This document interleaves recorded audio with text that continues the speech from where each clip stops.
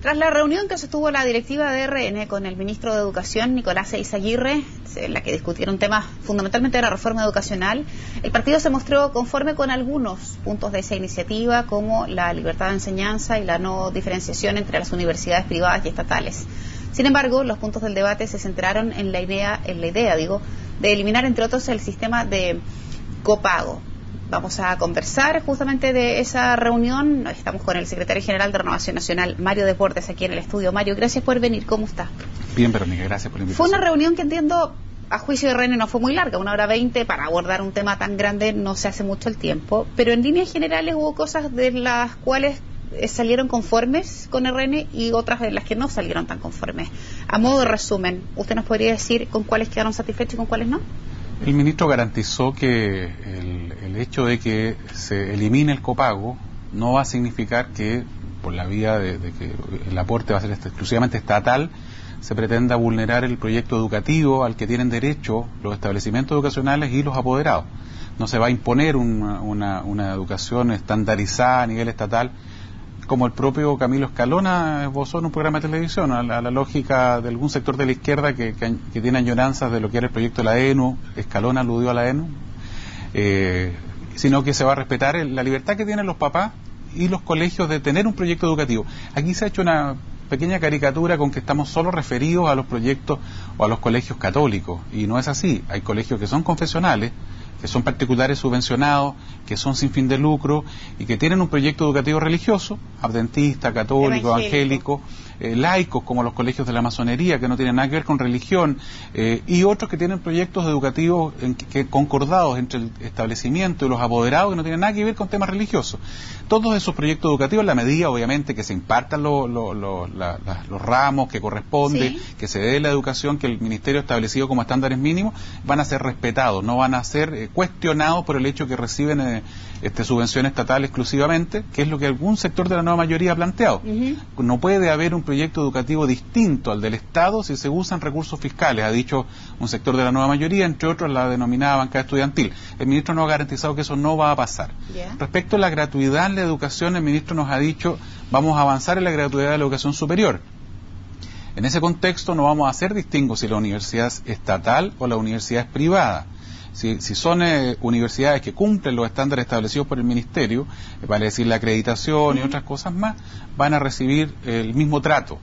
La preocupación no era solamente, porque aquí también se ha hecho una nueva caricatura respecto a las universidades más nuevas de la cota 1000, como escuchaba un comentarista ayer en una radio. La Universidad de Concepción es privada. La Universidad Austral es privada, la Católica es privada, la Santa María es privada.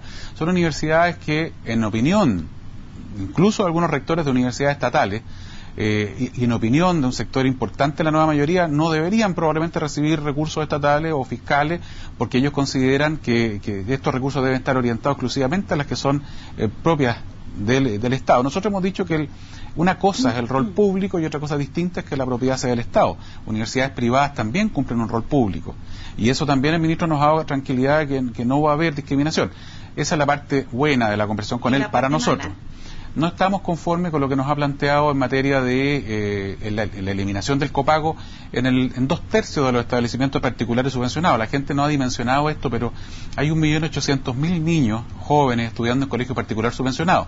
600.000 estudian en colegios sin fin de lucro, que son el grupo Mate, ¿cierto?, los confesionales, etcétera, y que no van a tener mayores problemas porque siempre no han tenido fin de lucro.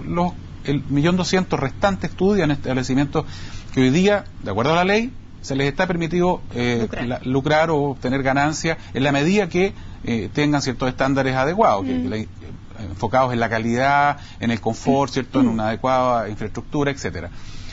Respecto de esos colegios, el ministro dice: bueno, primera línea, no al copago. Nosotros no entendemos por qué se tiene que privar a los papás de la posibilidad de, si es que ellos quieren hacerlo, aportar en la educación de sus hijos en un colegio donde hay un pago compartido entre el Estado y los particulares.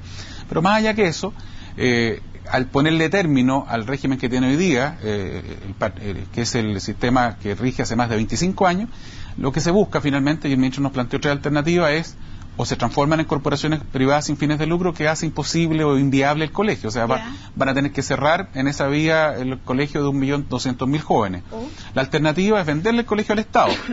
Y la tercera es que se le dé un plazo donde sigan percibiendo una subvención estatal, él hablaba de 10 años, quizá un poquito más, en donde estos colegios van a ir en una transición desde ser particular subvencionado hasta tener que entregar, ¿cierto?, el colegio al Estado. Por las últimas dos vías en la práctica es incorporarlo al Estado casi como una suerte de expropiación. Entonces, eso nosotros no nos pareció. Y lo otro que con el ministro hablamos muy poco, que espero que se haya conversado con más extensión hoy día con los alcaldes que se reunieron con él en la mañana, es la desmunicipalización, que nos tiene bien preocupados. Por un lado, habemos algunos que no compartimos este criterio de desmunicipalizar. Creemos que los municipios han tenido problemas por falta de recursos, básicamente. No es un problema de mala gestión per se, y nadie me garantiza que una criatura nueva, estatal también, vaya a tener mejor gestión que los colegios si tiene el mismo nivel de recursos que tienen hoy día. Lo que nosotros hemos planteado son dos cosas. Hay colegios, hay municipios que han hecho inversiones importantes en materia de educación con fondos municipales, y los establecimientos son hoy día parte del patrimonio de la municipalidad. ¿Cómo se les va a resarcir de estos bienes? ¿Cómo se les va a indemnizar si es que se les quitan estos bienes, ¿cierto? Y en segundo lugar, que es un tema no menor, Verónica, los colegios, hoy día los municipios traspasan para educación más de 200.000 millones de pesos anuales. Creo que es del orden de los 250.000 millones. Obviamente el alcalde de Cerro Navia, que hoy día le tiene que traspasar la mitad de su presupuesto municipal a educación y salud, nos dice, bueno, si me quitan los colegios, enhorabuena, el ministerio se hace cargo, pero yo no le voy a seguir traspasando fondos municipales. Tendrán que hacerse cargo ellos. Y hasta donde yo entiendo, no está considerado en la reforma tributaria esos 250.000 millones de pesos. Mario, son un montón los temas, pero quiero ir despejando, entendiendo su respuesta respecto de las cosas buenas y de las cosas malas. Dos que me parecen bien importantes. Una, cuando se habla, por ejemplo, de aquellos colegios particulares subvencionados que tienen fines de lucro. Así es. Es entendible que con plata de todos se le entregue a una persona que tiene un colegio con lo cual está lucrando, y el problema, insisto, no es que lucre o no es que tenga una ganancia, sino que con la plata de todos finalmente se aporte a un negocio, no me gusta la palabra, pero privado. ¿Es eso entendible? Con la plata de todos construimos escuelas, casas del Servio, con la plata de todos construimos hospitales, con la plata de todos hay muchas cosas. Pero no para un privado un negocio. Pero espérate un poquito. Yo creo que en ese sentido, Verónica, el problema está en que, sometiéndose, ¿cierto?, a la voz de un sector, que es la denominada calle, lo que se ha hecho acá es poner la carreta delante de los bueyes. Aquí el problema es la calidad de la educación. Después de eso discutamos, que es súper importante, cómo se usan los recursos públicos. Es súper importante, pero lo primero es la calidad. Y aquí hemos dejado de lado el debate de la calidad. Estamos enfocados solo respecto al uso de los recursos. Ahora, ¿qué propuso Renovación Nacional hace un año atrás? Y la verdad es que no hemos tenido eco, por lo menos en el actual gobierno. Nosotros estamos de acuerdo en que un colegio particular subvencionado tiene que destinar de sus ingresos una parte relevante. Debe estar, si es necesario, determinado por ley, a reinvertir en el establecimiento. Poner un coto, poner un límite a lo que pueda ser la posibilidad de ganancia del sostenedor. Tú no puedes tener un colegio particular subvencionado con mala infraestructura y tener utilidad al mismo tiempo. No puede ser. Eso no puede ser, y eso hay que restringirlo, y en eso estamos de acuerdo.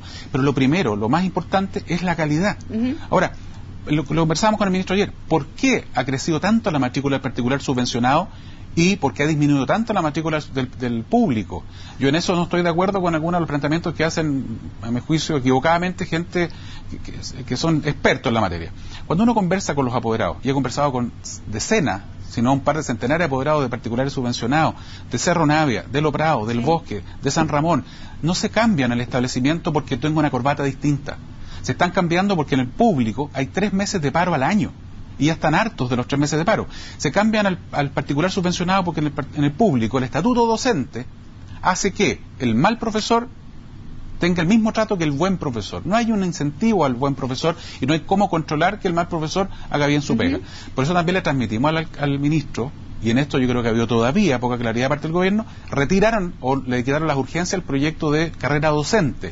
Queremos ver por qué lo reemplaza. Es muy importante premiar al buen profesor, pero al mismo tiempo también establecer un mejor control. Educación 2020 ha sido muy enfático en que el estatuto docente es uno de los nudos más complicados para mejorar la calidad de la educación. Mario, quiero ir a otro tema para dar un barniz de todo, porque el tema es tan profundo, pero son muchos temas en uno, lamentablemente. Los criterios de selección. Uno de los anuncios que se hizo es que ya no va a haber criterios de selección para recibir a un alumno en un determinado colegio más si ese colegio recibe recursos del Estado.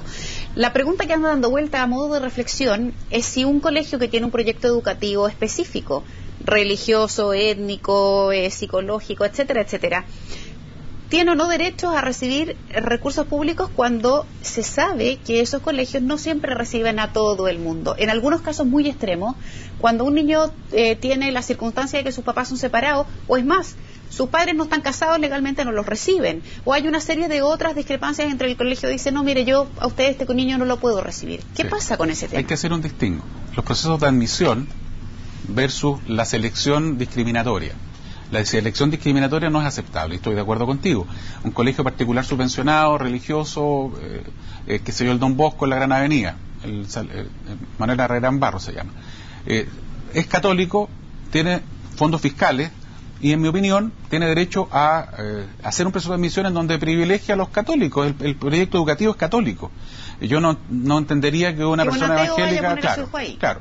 Lo que no me parece correcto, y en eso tienen razón en esta parte de la discusión, es que a padres católicos le digan no porque ustedes están separados.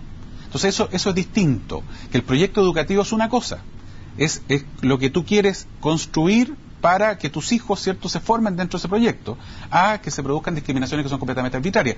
Ahora, la Iglesia hace rato que no está en eso, ni hablar del Papa Francisco, que hoy día ha sido categórico en otra línea. Yo soy casado en segundas nupcias solo por el civil, y tengo a mi hija bautizada hace 6 meses atrás y la iglesia ni me preguntó si éramos casados por la iglesia. Entonces, hace mucho rato que la iglesia está fuera de esos criterios, hace mucho rato que la iglesia acoge sin discutir si tú eres mamá soltera o papá soltero. Yo creo que, pero si se produce ese tipo de discriminación, estoy de acuerdo. Lo que yo no estamos conformes es que se pretenda vulnerar el proyecto educativo en sí mismo. O sea, no, es que no puedes impartir educación religiosa, católica, evangélica, o no puedes tener un proyecto laico orientado desde la masonería porque son fondos fiscales. No es correcto. Los lugares donde tienen los mejores niveles de educación no hacen ese distingo, pero sí se enfocan en la discriminación como tú señalas. Mario, pues, me acaba el tiempo, pero solo para tener una idea general, ¿cree usted que de verdad en 4 años un debate de la reforma educacional de esta envergadura, donde hay tantos temas, que por una parte va la educación superior, por otro lado la educación escolar propiamente tal, de verdad se logre resolver en 4 años y que cuando Bachelet entregue la banda presidencial en 4 años más al siguiente esto esté resuelto? Yo creo que es un error de parte del gobierno generar expectativas demasiado altas en muchas áreas, la tributaria, la constitucional, la educación. Se habla de un nuevo ciclo del país. Yo creo que esa grandilocuencia les va a costar caro. Reconozco que para nuestro gobierno uno de los principales errores fue generar expectativas demasiado altas. Uno debe aprender de los errores ajenos, sino de los propios, porque también en algún momento a ellos también les pasó. El Transantiago es un ejemplo clarísimo de cuando tú haces expectativas inmensas, te voy a solucionar todo y no se soluciona nada, la gente se frustra mucho. Entonces, creo que es un error. No creo que se pueda avanzar en todo. Hoy día estuve en un programa en la radio con un ex ministro a quien yo le tengo harto aprecio, que es don Sergio Vitar. Y Sergio decía, bueno, yo le aconsejaría al ministro que se enfoque en 2 o 3 grandes temas, pero no puede hacerlos todos si no alcanza el gobierno, no alcanza el debate, y creo, en mi opinión, porque todavía no conocemos la reforma educacional, que no están subfinanciados todos los aspectos que se han planteado en la reforma. Desde luego la desmunicipalización, en mi opinión, no tiene financiamiento, y por eso la presidenta ha sido muy correcta, y me alegro que lo haya hecho así, en señalar que esto no va a ser ahora mismo, se van a demorar más de lo que ella había presupuestado. Perfecto, Mario. Muchísimas gracias por haber venido personalmente al estudio CNN a comentarnos de esta reunión, y ojalá que haya muchas más con todos los sectores en educación para que todos tengan ahí algo que decir respecto de esto. Fue una buena conversación y yo le agradezco al ministro el gesto de conversar, de escuchar, y bueno, habrá diferencias, pero siempre dentro de un contexto del diálogo, que es lo que necesita la democracia. Gracias, Mario, que tengas un buen día. Gracias. Hasta luego.